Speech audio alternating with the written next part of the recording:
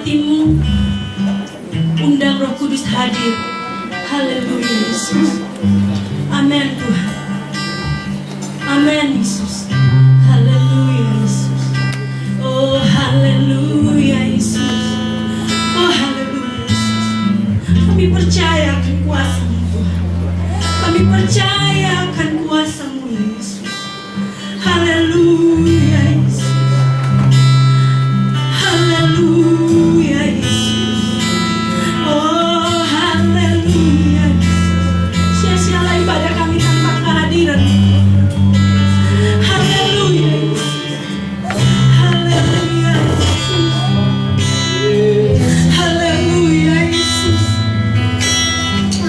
Oh haleluya Yesus. Glory haleluya.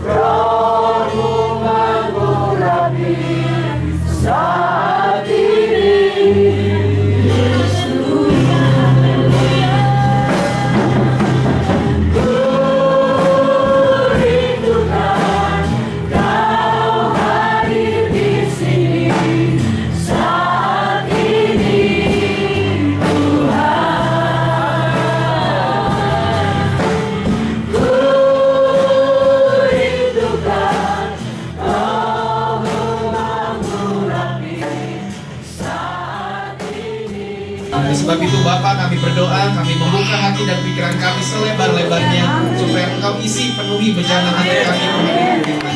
Kami bersyukur Tuhan, kami berdoa bila Engkau urapi hati pikiran kami, menjadikannya sebagai tanah yang gembur yang siap ditaburi oleh benih-benih firman Tuhan. Kami juga bersatu hati Tuhan, kami tahu ada kuasa iblis yang mau mencoba mengganggu pikiran konsentrasi kami. Dengan kuasa Tuhan, kami patahkan kuasanya di dalam nama Tuhan Yesus Kristus. Kami serahkan Tuhan waktu ke depan kami, waktu pemberitaan firman Tuhan ini hanya ke dalam tangan Tuhan saja. Terima kasih Bapa. Kami juga tak lupa berdoa Tuhan untuk setiap peralatan yang kami pergunakan sampai ibadah kami selesai. Engkau topang Tuhan sehingga semuanya boleh berfungsi dengan baik, sehingga ibadah kami boleh berakhir dengan lancar. Terima kasih Tuhan. Kami serahkan Tuhan waktu ke depan kami ini hanya ke dalam tangan Tuhan. Dan sebelumnya Tuhan, kami juga sekali lagi menaikkan syukur kami sebagai Engkau Raja di atas segala Raja, mengundang kami umat Tuhan, orang-orang Kristen Indonesia yang ada di Yunani ini, supaya kami boleh berkumpul merayakan hari kelahiran Tuhan. Dan kami merasakan Tuhan, Engkau walaupun dengan mata jasmani kami tidak melihat kehadiran-Mu, tapi kami merasakan dengan mata rohani kami dapat melihat bahwa Engkau adalah di tempat ini. Oleh sebab itu Bapa, biarlah dalam perjumpaan kami dengan Kau ini, Kau berkata-katalah kepada kami semuanya. Kau sampaikan isi hati-Mu Tuhan, apa yang Kau rindukan bagi kami semua, supaya kami dapat menjadi anak-anak yang sempurna di hadapan Tuhan. Terima kasih Bapa, terima kasih. Kami sekali lagi mengalaskan doa kami ini hanya di dalam nama Tuhan Yesus Kristus kami berdoa dan mengucap syukur. Amin. Baik, silakan duduk Bapak Ibu Saudara. Shalom. Shalom.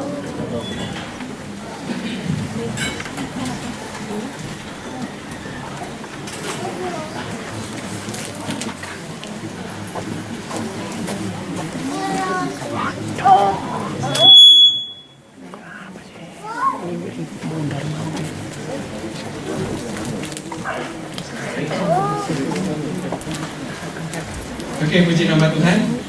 Sebelum masuk firman Tuhan, saya perkenalkan nama saya dulu. Saya bersyukur bisa jauh-jauh dari Indonesia datang ke tempat ini sampai ke Athena bisa berjumpa dengan Bapak Ibu Saudara. Sebelum saya berangkat, saya tidak tahu bahwa di Athena ini atau di Yunani ada orang Indonesia.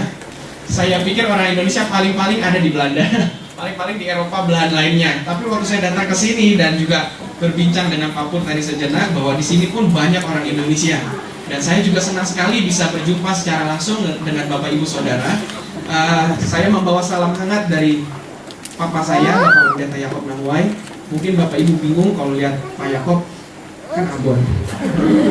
Lalu lihat ini kok anaknya kok putih.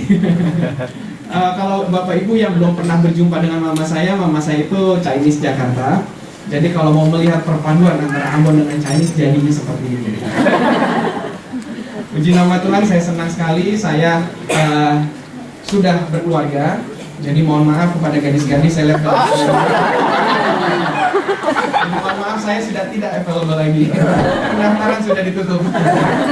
Saya punya anak satu, umurnya 2 tahun, tapi istri saya sedang hamil 7 bulan. Jadi cukup berat juga saya meninggalkan istri saya agak lama. Saya kemarin sudah datang ke Belanda dulu, menyampaikan firman Tuhan di gereja cabang kita yang di Amsterdam. Lalu sampai ke tempat ini dan seluruh tanah Yunani kemarin langsung tiba, langsung kita jelajahi seluruh tanah ini. Dan kesimpulannya saya melihat luar biasa sekali tanah ini, karena inilah saya jujur setelah tiba di tanah Yunani ini, saya merasakan Alkitab ini sudah komplit saya jelajahi. Israel saya sudah datang berkali-kali, sampai ke Turki pun ke 7 gereja saya sudah berkunjung. Ketika menginjakkan kaki saya di tanah Yunani ini, saya bersyukur akhirnya komplit dari Kejadian sampai Wahyu. Nah, saya bersyukur saya melihat bahwa rencana Tuhan sangat besar sekali untuk Bapak Ibu Saudara yang ada di tanah ini. Saya percaya bahwa Tuhan pasti punya rencana buat kita semua. Sesuai dengan tema kita hari ini adalah subtemanya, kalau tema besarnya adalah ladang sudah menguning, goyahlah bersama. Subtemanya berdirilah teguh, jangan goyah, dan giatlah selalu dalam pekerjaan Tuhan. Untuk mempersingkat waktu, saya tidak akan baca ayat ini, tapi saya akan baca ayat dari bagian yang lain. Bagian ini terambil dari Yohanes 19.